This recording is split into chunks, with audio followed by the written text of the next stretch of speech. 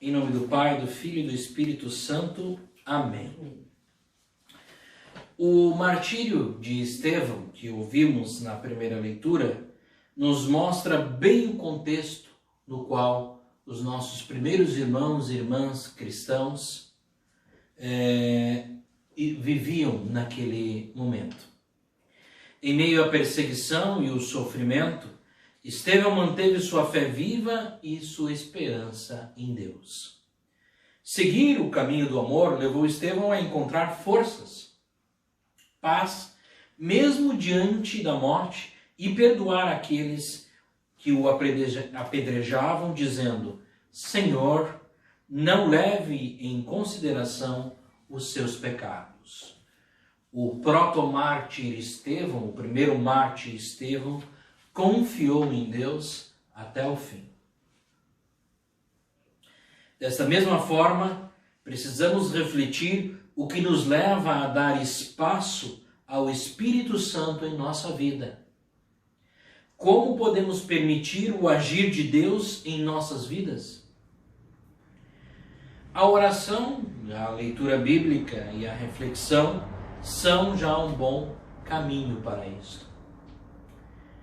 Rezamos no Salmo 31, no versículo 1, em você, ó Senhor, eu me refugiei. Este salmo é uma declaração a Deus em tempos de angústia, em momentos de medo e de aflição. Precisamos nos voltar imediatamente para Deus. Nesses tempos difíceis, Ele nos consola e nos dá alívio diante de tantas dificuldades pela qual nós estamos passando e ainda passaremos. No Evangelho, Jesus pede aos seus discípulos que não tenham medo. Ele sabia que isso era impossível, porque o medo faz parte da natureza humana. Mas ele queria que eles acreditassem nele da mesma forma que nos pede que tenhamos confiança nesses dias. O medo existe e também é necessário. Só não podemos deixar que nossos medos nos separem de Deus, nos façam deixar de amar as pessoas. Diante da dúvida e do medo dos discípulos, a resposta de Jesus se tornou um desafio. Eu sou o caminho e a vida. Hoje, quantas pessoas estão sem caminho? Sem caminho para Deus. Algumas nem são ateus. Muitos nem sabem se creem ou não. Mas estão afastados de Deus. Talvez tenham abandonado a igreja porque não encontraram nela um caminho.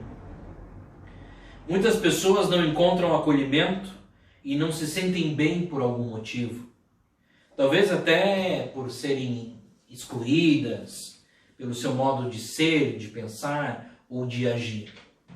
Contudo, o movimento de Jesus, o caminho do amor, é maior que a denominação ou a igreja. E nós não devemos confundir esse caminho com as pessoas que tentam caminhar por ele,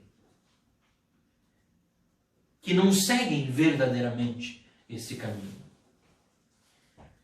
Jesus nos entregou esse caminho e nos entregou um caminho. Existem muitos outros caminhos, mas o caminho de Jesus é pela fé, sobretudo pelo amor e pela partilha. Quem quiser que tome a sua cruz e o siga, foi isso que Jesus disse. Foi assim que muitos antes de nós fizeram, e talvez, e com certeza passaram muitas outras provações.